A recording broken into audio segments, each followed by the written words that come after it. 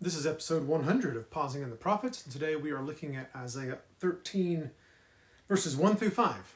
And Isaiah writes, "The oracle concerning Babylon, which Isaiah the son of Amoz saw. Lift up a standard on the bare hill. Raise your voice to them. Wave the hand that they may enter the door of the nobles.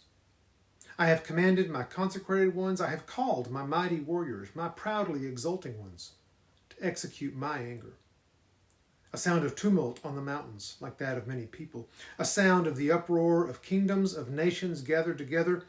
The Lord of hosts is mustering the army for battle. They are coming from a far country, from the farthest horizons. The Lord and his instruments of indignation to destroy the whole land."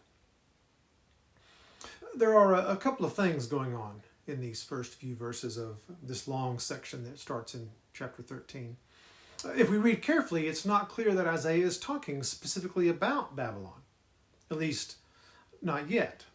In fact, it will appear shortly that Isaiah is talking about a far future and a worldwide judgment.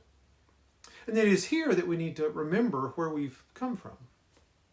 You see, Isaiah has been warning Israel not to trust in Assyria.